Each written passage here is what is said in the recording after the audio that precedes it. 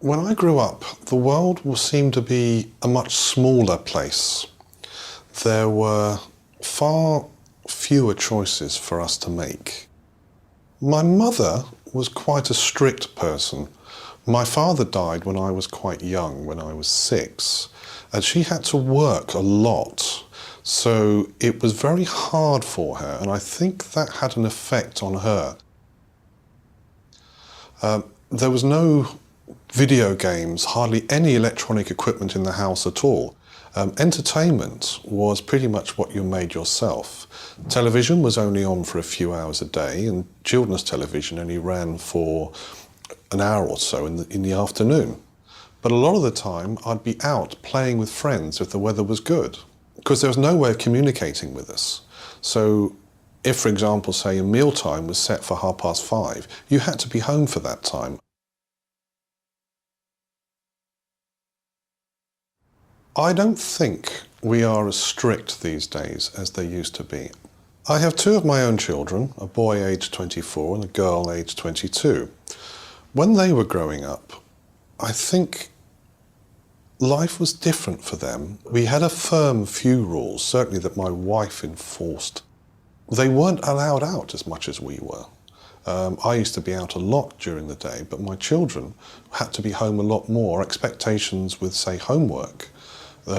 Certainly my wife was far stricter than my mother ever was in making sure homework was done. But they have so much homework now when they're young. My children weren't allowed televisions in their rooms until they were old enough to buy their own. We had one television downstairs, and for a while my wife made us all, including me, write out lists of what we wanted to watch during the week. So you wrote down your list, and that's what you watched. If it wasn't on the list, you didn't have it on.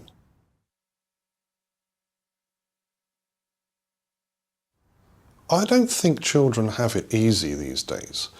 I think the pressures on them are different to my generation and my mother's generation. I think this generation have a lot more choice than our generation did when I was growing up. Children are faced with many choices and many pressures that I didn't face when I was growing up. I think there is a problem that comes with choices because it's easy to make the wrong choices. When you only have one choice to make, it's very hard to get it wrong.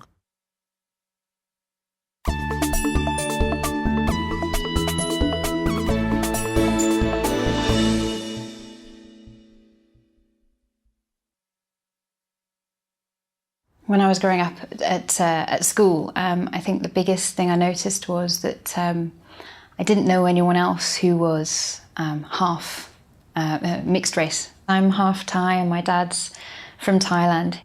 There wasn't a Thai community in Cheltenham.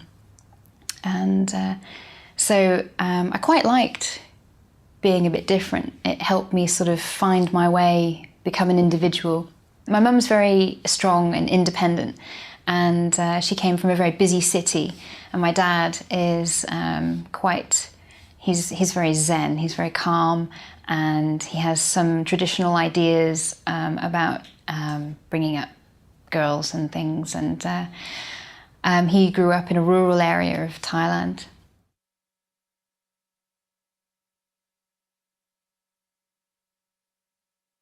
Well, when I was growing up, I wasn't allowed to go to the cinema if any boys were going.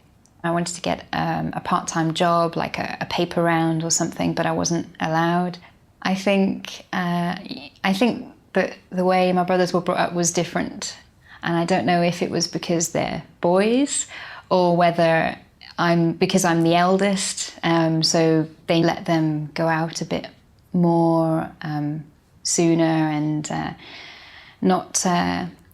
they didn't worry about them as much, I think. And you know, Ben had a paper round a couple of years ago, and so yeah, I think they were much more lenient with them, which really used to frustrate me as well. But I've kind of come around to understanding why it was that way.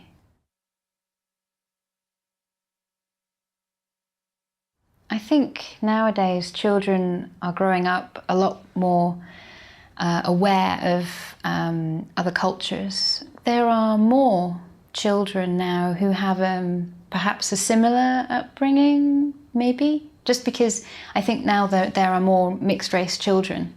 When I was growing up, there were separate communities, and so people are becoming much more intercultural and sort of understanding a bit more of other communities and other cultures and things.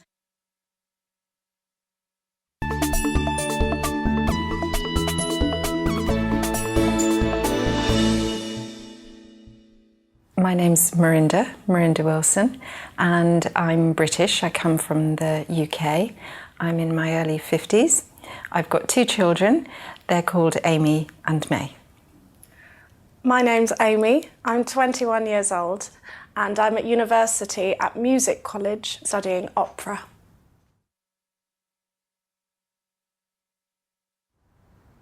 I think I'm a strict parent. I think rules are very important.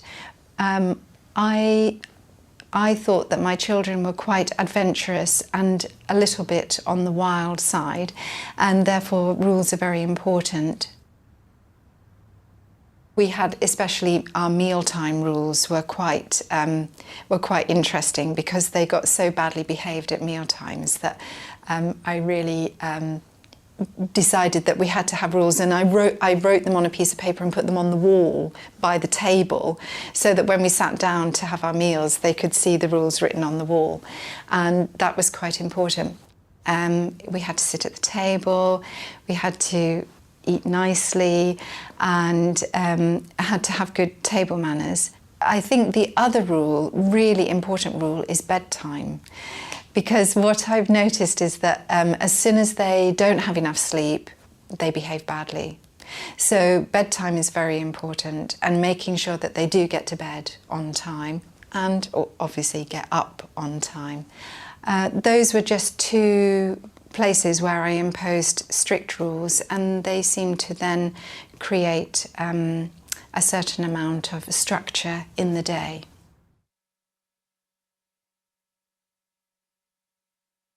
I'm not necessarily in control, but I know everything that they do. So I know when they go out, I know where they're going, I know what time they're coming back, I know what their homework is, I know when they've got particular things to do. And I know, for example, whose turn it is to clear the table.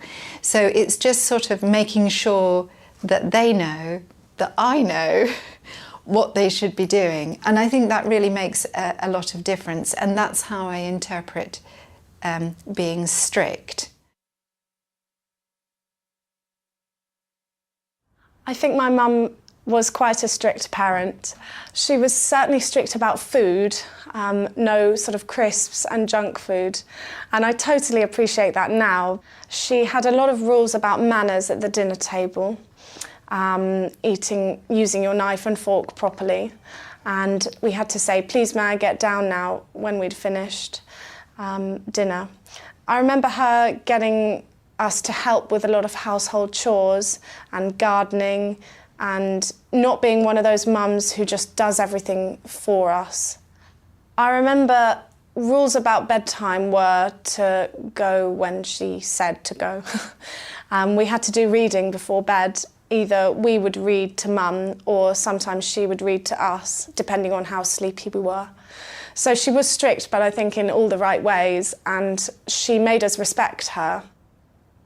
When I was younger, I used to disagree with her sometimes, mainly to do with social events and sort of hanging out with friends, or what I was going to do after school, because mum would try and encourage me to not overdo things so that I wouldn't get tired, and also to do schoolwork and do practice for my hobbies, for example, singing practice or piano practice.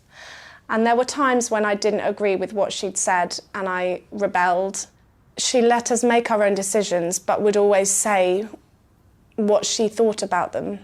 So, for example, she'd say, well, you can go to the disco if you want to, but I think you might be tired the next day, or you might not enjoy it as much as you think. But if you want to, you can do what you want. So at times I did go against what she said, and sometimes those things were okay, and sometimes they didn't go as well as I wanted. And now I realise that Mum is normally 99.9% she's right.